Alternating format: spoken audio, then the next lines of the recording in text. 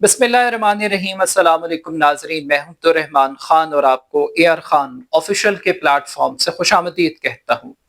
नाजरीन, क्या एक फिल्म ने मशरकी पंजाब को भारत से अलहदा कर दिया है? क्या फिल्म सरदार जी 3 की रिलीज ने खालिस्तान की तहरीक को एक नई जिंदगी अता की है? इस फिल्म पर पाबंदी से पाकिस्तान को कितना फायदा पहुंचा? हानिया आमिर मोदी सरकार के लिए क्या एटम बम से ज्यादा खतरनाक साबित हुई हैं? पंजाबी फिल्मों से बॉलीवुड क्यों खौफजदा है? क्यों एक फिल्म की रिलीज भारत में एक सियासी तनाज़े की शक्ल इख्तियार कर गई? आज के इस वीलॉग में इन चंद बुनियादी नुकात पर हम बात करेंगे। मीडिया रिपोर्ट्स के मुताबिक भारतीय फिल्म इंडस्ट्री में एक इस वक्त एक बहुत बड़ा क्राइसिस है, एक पॉलिटिकल डिबेट है, एक डिस्कशन है, एक तनकीद का माहौल है और इसकी बुनियादी वजह एक पंजाबी फिल्म की रिलीज पर पाबंदी का फैसला है। ये पंजाबी फिल्म सरदार जी 3 के नाम से रिलीज की गई दुनिया भर में, पाकिस्तान में, मगर ये फिल्म भारत के अंदर रिलीज नहीं हो सकी। इस फिल्म पर भारत के अंदर पाबंदी आयद की गई है। एक पंजाबी कॉमेडी फिल्म है और यूं समझिए कि एक ही फिल्म का ये तीसरा वर्जन है, यानी पहले सरदार जी 1 आई, फिर 2 आई और अब ये सरदार जी 3 फिल्म है। इस फिल्म पर पाबंदी ने एक नई डिबेट का आगाज कर दिया है भारत के अंदर। पाबंदी की जो बेसिक और बुनियादी वजह यह है कि इस फिल्म में पाकिस्तानी अदाकारा हानिया आमिर को कास्ट किया गया और इसके साथ साथ इसमें एक और पाकिस्तानी अदाकार भी शामिल थे। जिस वक्त ये फिल्म बनाई गई थी उस वक्त पाकिस्तान और भारत के ताल्लुकात नॉर्मल थे। Pakistani actors, Pakistani singers Indian फिल्मों में काम कर रहे थे और उनको बड़ी पजीराई मिल रही थी। मगर जब ये फिल्म मुकम्मल हो गई तो फिर इसके बाद पहलगाम वाकया हुआ और उस वाकये के बाद पाकिस्तान और भारत के दरमियान 4 दिन की जंग हुई और माहौल बदल गया है। अब इस फिल्म को रोका गया, रोककर पाबंदी लगाई गई और पाबंदी लगाने के बाद सिलसिला अभी तक रुका नहीं है।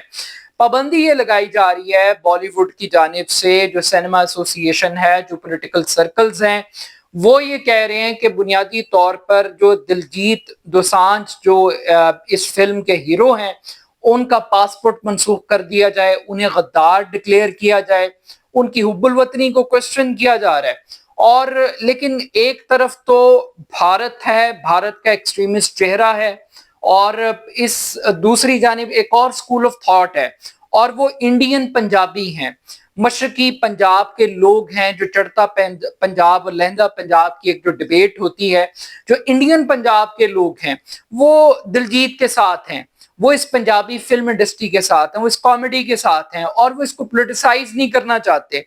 और पाबंदी तो उन्होंने पाकिस्तानी एक्टर की वजह से लगाई थी, मगर इस पाबंदी को इंडिया के अंदर अब ये समझा जा रहा है कि ये पाबंदी बेसिकली पंजाबी जुबान के ऊपर लगाई जा रही है, पंजाबी कल्चर के ऊपर हमला किया जा रहा है और उससे बढ़ के इसको सिख मजहब के ऊपर एक हमले के तौर पर कंसिडर किया जा रहा है।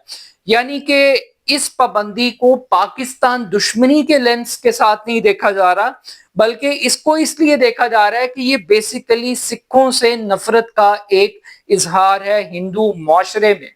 ये जो पंजाबी जुबान है, पंजाबी कल्चर है, उससे नफरत का इजहार है इंडियन सोसाइटी के अंदर और ये वो बॉलीवुड इससे खौफजदा है और बॉलीवुड खौफजदा है कि वो दिन ब दिन एक स्पेस खो रहा है और एक नई फिल्म इंडस्ट्री जो पंजाबी कल्चर से वाबस्ता है, पंजाबी जुबान से वाबस्ता है, सिख कल्चर से बहुत ज्यादा इंस्पायर है।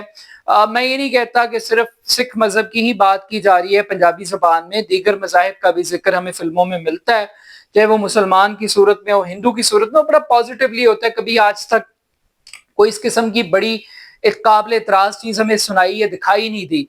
तो लेकिन इसको सिख कम्युनिटी ने को बकायदा तौर पर टारगेट कर लिया गया है।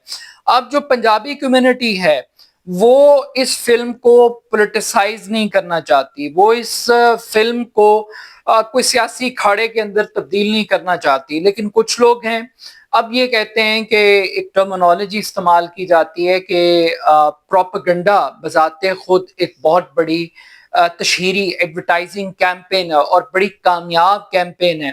تو یہ دلجیت کی ایک بہت بڑی کامیابی ہے اس کی فلم کی. کنٹروورسی نے جو پاپولیرٹی اس فلم کو ریلیز ہونے سے پہلے دی، جو عزت جو شہرت ہانیہ عامر کو پاکستان کے اندر ملی اس فلم میں کام کرنے سے، اور اس سے بڑھ کے ایک طرف تو بھارت ہے، بھارت کے اندر یہ بحث ہو رہی ہے کہ ہم نے اس کو غدار ڈکلیئر کرنا ہے، اس کا پاسپورٹ کینسل کرنا ہے، اس کے اوپر تاحیات فلم انڈسٹری میں کام کرنے سے دلجیت کے اوپر پابندی عائد کرنی ہے. تو دوسری جانب پاکستان کے اندر رسپانس کیا ہے؟ پاکستان کے اندر رسپانس یہ ہے کہ سینماز فل پیک ہیں، اور میڈیا رپورٹس یہ دعویٰ کر رہی ہیں کہ پہلے دن کے اندر یہ ریکارڈ توڑ بزنس کیا ہے اس فلم نے.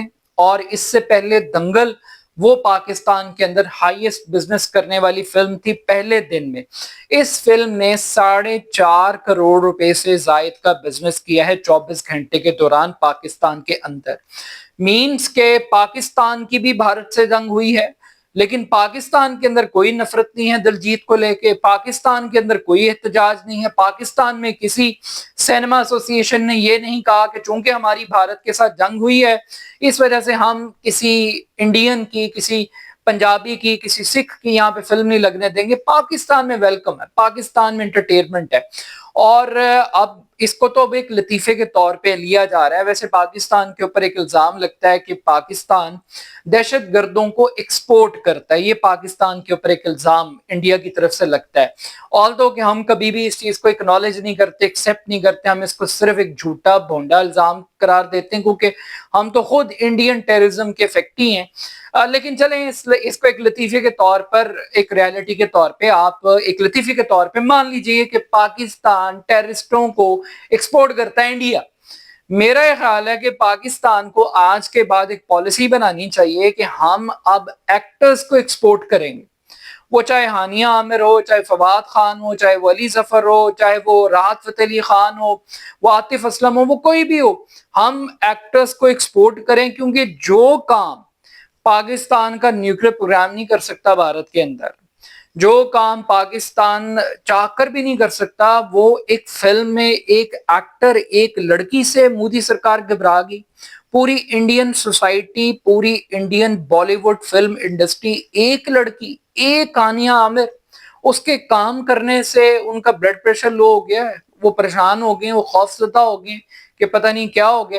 تو میرا خیال ہے کہ پاکستان نے ایٹم بم مارنے سے زیادہ اچیو کیا. اتنا تو فائدہ پاکستان کو جنگ میں نہیں ہوا. فائدہ میں کیوں کہہ رہا ہوں؟ میں اس لیے کہہ رہا ہوں کہ یہ ہمیشہ سے انڈیا کے اندر ایک ڈبیٹ ہے کہ جو پنجابی کلچر ہے ہمارے میں، اور انڈین پنجابیز کے اندر بہت ساری کامنالٹیز ہیں، زبان کے حوالے سے، فوڈ کے حوالے سے، کلچر کے حوالے سے، رہن سہن کے حوالے سے ایک کامنالٹی ہے. اور کرتارپور راہداری بھی ایک امن کی راہداری جس کو ہمیشہ مودی سرکار نے روکنے کی یا بند کرنے کی کوشش کی ہے. انڈین پنجاب کے اندر آزادی کی ایک تحریک ہے اور وہ تحریک خالصتان موومنٹ کہلاتی ہے. اب جب انڈین پنجابی یہ دیکھتا ہے کہ یار اس کی زبان پہ حملہ ہو رہا ہے، اس کے مذہب پہ حملہ ہو رہا ہے، اس کے کلچر پہ حملہ ہو رہا ہے، اس کے لیے سپیس نہیں ہے، اس کو انڈیا کے اندر ایک غدار کے طور پر دیکھا جا رہا ہے، ایک ایجنٹ کے طور پر دیکھا جا رہا ہے، اس کی حب الوطنی کوسچن ہو رہی ہے، تو وہ اس ہندوستان میں کیوں رہے؟ پھر اس کے پاس ایک جواز ہے، جسٹیفیکیشن ہے ایک علیحدہ ملک کا، ایک علیحدہ ریاست کا. وہ ریاست جو سکھ مذہب پر قائم کی جائے، جو گولڈن ٹیمپل میں جو کچھ ہوا ساری دنیا کو وہ سب باتیں اور سب کچھ پتا ہے. تو کہنے کا مقصد ہے کہ وہ سکھ کمیونٹی جو سکھ جسٹس کی بات کرتی ہے، ہردیپ سنگھ نجر کی طرح جس طریقے سے خالصتان کیمپین لوگوں نے چلائی اور لوگوں نے وہاں پہ مارے گئے وہ بیچارے انڈین ٹیررزم کی وجہ سے.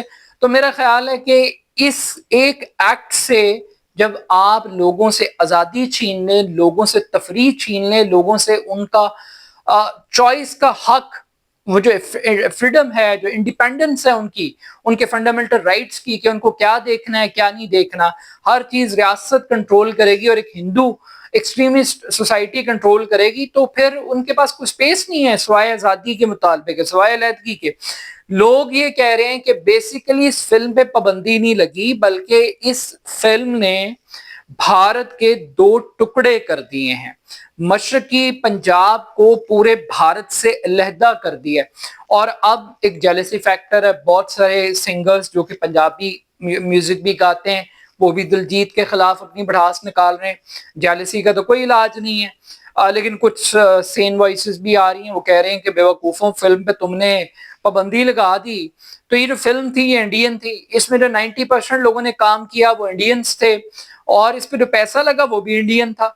تو آپ نے اپنا نقصان کیا، کسی اور کا نہیں کیا۔ لیکن مجھے لگتا یہ ہے کہ انٹرنیٹ کے اوپر اور باقی پلیٹ فارم سے جب یہ فلم آئے گی تو یہ انڈین سینماز کی جو کسر ہے، جو کمی ہے، وہ پوری کر دے گی۔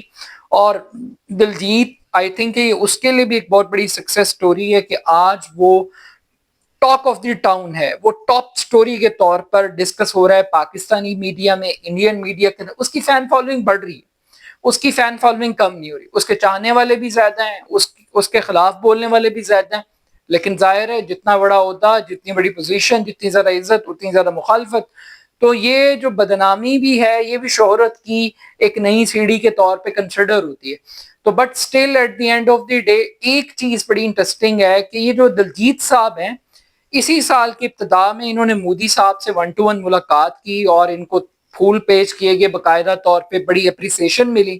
اور یہ وہ بندہ ہے، میں زیادہ فلمیں نہیں دیکھتا، میں زیادہ اس بارے میں اتنی کمانڈ اور اتھارٹی نہیں رکھتا، لیکن جتنی دفعہ بھی مجھے فلمیں دیکھنے کا یا ان کے گانے سننے کا موقع ملا، مجھے ایک چیز ضرور سمجھ میں آئی ہے کہ یہ بندہ جہاں جاتا ہے، چاہے یہ امریکہ میں جائے، یہ برطانیہ میں جائے، یہ کینیڈا میں جائے، جو پنجابی کلچر ہے، جو اوڑھنا بچھونا ہے، لاچا، کرتا، دھوتی، پگ، اور یہ جو اس کو اسپرچولی وہ جو تلوار ہوتی ہے باقاعدہ طور پہ اس کو کیری کرنا اور ان چیزوں کو کرنا، تو ہر طریقے سے یہ پنجاب کے کلچر کو ایک ایمبیسڈر ہے۔ اور جو پنجابی ہے وہ صرف انڈین پنجاب میں نہیں ہے، وہ میں لاہور میں بیٹھا ہوں تو لاہور بھی اس کے ساتھ جڑا ہے، اس کے ساتھ لنکڈ ہے، اس کے ساتھ کنیکٹڈ ہے۔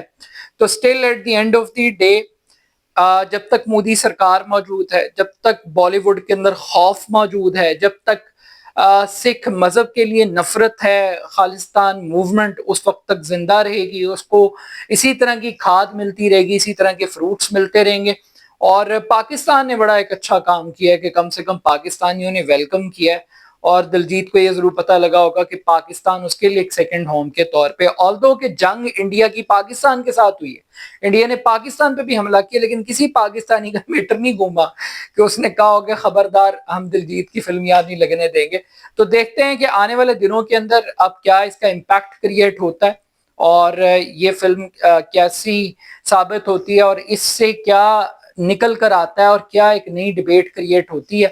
But still at the end of the day لگ یہی رہا ہے کہ انڈیا پورا ڈیوائیڈڈ ہے، انڈین سوسائٹی ڈیوائیڈڈ ہے، اور یہ جو ڈویژن ہے یہ پولیٹیکل ڈویژن ہے جو جغرافیائی طور پر بھی کریٹ ہو سکتی ہے۔ تو سٹل بالی ووڈ کو محنت کرنے کی ضرورت ہے، خوف زدہ ہونے کی ضرورت نہیں ہے۔ تو دلجیت تو اس میں چھایا ہوا ہے، اور یہ بزنس جو ہے یہ واقعی فلموں کی سردار ثابت ہوئی ہے اب تک۔ دیکھتے ہیں کہ آگے کیا نتائج آئیں گے۔ اپنا فیڈ بیک میرے ضرور دیجیے گا، میرے YouTube channel AR Khan official کو ضرور سبسکرائب کیجیے گا۔ بہت شکریہ، اللہ حافظ۔